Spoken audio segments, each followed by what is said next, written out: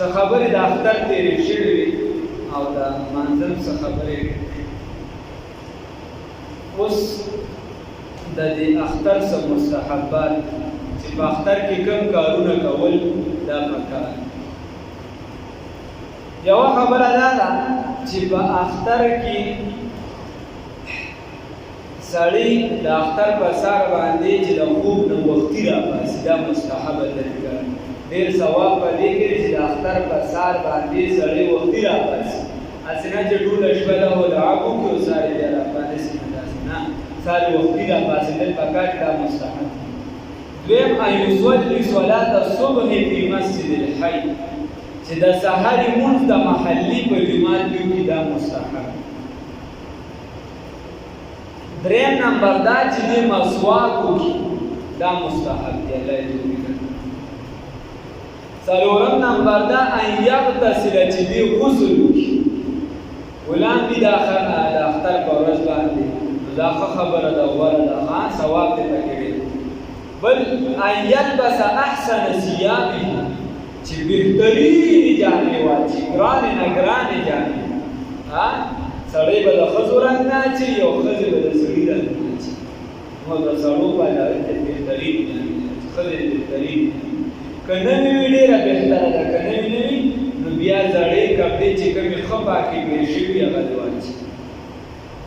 بل ان یتطیب خوشبويي دې ولګوي، عطر دې ولګېدل سوال عطر نه هغه سړي دی چې الټې ورولي، سم عطر دې ولګي هسې بېکاره نه. خلک دې پرې نه دوکه کوي، خلک ولې په دوکه کوي دې خو بس دا خپله لګولو دي دې لګولو نو داسې خپله بل دې پرې نه دوکه کوي. بهترین ښکلې مزېداره سپری بل دې په جومات کې نه تنګوي، دا خدای کور دی او نه دې بېلاوېدو کې بل تنګوي او عطر دې دې سم عطر لګوي. ان یاکل قبل الذهاب الى المصلى چې دې وړوکي اختر کې به خوراک کوي مخکې د عیدګاه ته د تلو نه، چې عیدګاه ته رانهی دې خوراک کوي. او په غټ اختر کې پکار دا ده چې سړی امساک وکړي. ښه خبره دا ده چې سړی خوراک څښاک نه کوي، کله د قربانۍ غوښه راورسي نو هغه ټیم بیا خوراک وکړي. خو په وینه مینه نه ګورې زنانه چې په وینه باندې بعضې روژې ماتي دا خبرې رارسي، دا د دې خیل خبرې د بار نه دي. نو په وینه نه ښه زنانه پوهه چې دا ګورې حرام دي دغه غوښه چې د دغه نه. بل چې صدقه ورکړي، یو خو دا وړوکي اختر کې صدقه فطر وي، د هغې نه علاوه په وړوکي اختر کې هم او په غټ اختر کې هم چې منزله دي د هغې نه مخکې د خپل طاقت مطابق چې صدقه ورکړي دا مستحب. او د هغې صدقې دپاره د طاقت مناسب چې د څونه طاقت مطلب دا نه لکه ته د 10 روپونه به لاندې شرمېږي نو ته هغه 10 روپۍ په چنده کې وراچې نه، چې ته پرې خرابېږي نو داسې ده. او بله خبره دا ده که چېرته عیدګاه ته یا وغیره څه چیزي نو دې پیاده لاړ شي. کوشش دې وکړه چاته وزرګون بیا دې په سوارلۍ وغیره لاړ شي، پیاده دې لاړ شي. او چیزي نو ښه خبره خو دا د سنت ده چې سړی عیدګاه ته لاړ شي. که بیا عیدګاه ته فرض کړي او که جومات ته راځي عیدګاه ته نه ځي، په یو لار دې لاړ شي او په بله لار دې واپسي وکړي. وړوکي اختر کې به تکبیرات په مزه مزه وي او غټ اختر کې به تکبیرات تیز تیز وي چې په لار باندې راځي تکبیرونه به تیز وي. د اختر په ورځ باندې چې دي په عیدګاه کې هم په جومات کې هم په کور کې هم په دې ټولو کې د اختر د لمانځه نه مخکې نفل کول دا بندې مکروه دي، نه دا به نه کوي. یو پیره یو کس چې دی هغه نفل کول، یا بعضو د سحر ټیم راټینګ کړی دی، بعض د ماښامې رعایت کړی، مختلف روایت. علي رضی الله تعالی عنه ورپسې کسونه دي ورته ووایي چې نفل مه کوه.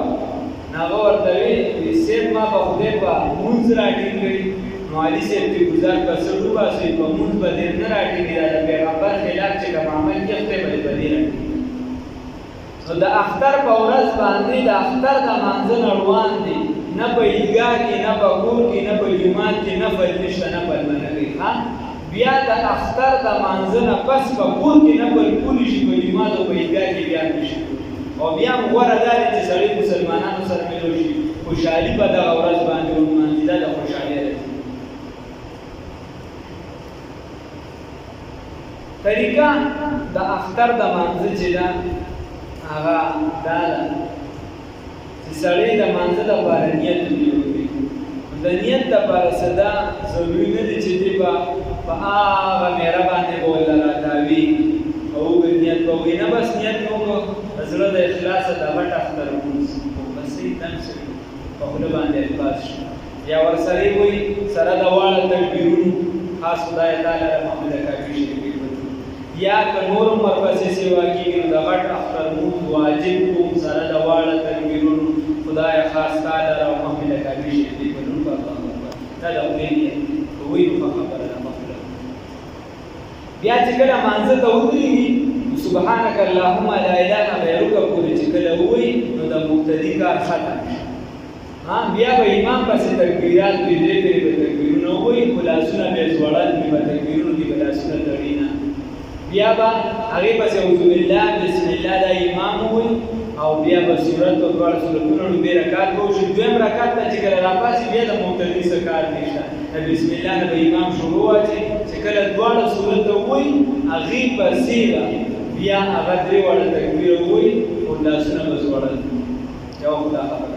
بل انسان دې فرض کړه د چا نه رکعت وشي، فرض کړه د چا نه اول خو پکار نه دی چې وشي، خو که د چا نه وشو نو ده له پکار داسې دي چې دې څنګه راشي او د یو رکعت امام سره لاندې کوي نو چې دویم رکعت ته کله دې پاسي اوس چونکې زمونږ لمونځ طریقه دا ده د ده لومبني رکعت اوس وروشه ده نه خو لومبنی شي دویم رکعت به ده نه شي په دې مسله ده هم پوهېږي. یو کس دی د ده نه یو رکعت شوی په دې مسله ده نه ښه پوهېږي یو رکعت دې شوی دی. موږ عام لمونځونو کې داسې کوو ورته هلکه د لمانځه نه پاسې بس تا هغه لومبنی رکعت درته شوی ته به لومبنی رکعت دا خبره ټیک ده د نه لومبني رکعت چې خو د اختر په لمونځ کې دا مسله ده چې دې کې به بیا د لومبني رکعت کې تکبیرونه په سر کې خو دې به تکبیرونه په سر کې نه وي، غوره دا دي چې تکبیرونه په آخر کې وي. ځکه که د دلته هم سر کې وي او هلته آخري رکعت ته راوړلې په هغې کې د په آخره کې وي نو دا دواړه تکبیرونه یو ځای شو دا بیا دواړه یو ځای شو نو غوره دا دي چې تکبیرونه په آخر کې وي او که بیا هم ته وویلې شو نو لمونځ یې کېږي.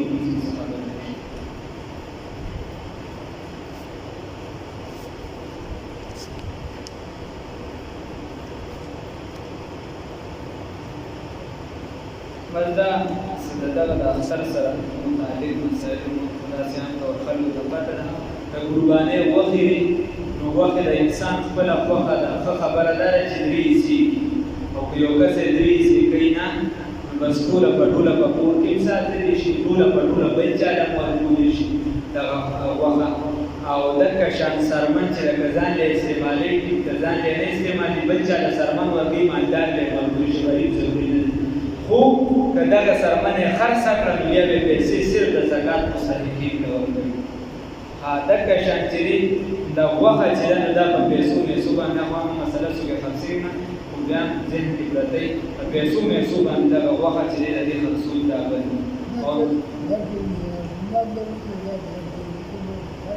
په جومات خو نه کېږي مدرسې والا دی ورکړي نو هغې یې وکړ کنای کې کسان وي نو دا د اصل کې فارمونو کې د سخت راغشتې هغې د بل چا طرفه قبول کړي صحیح مدرسه باندې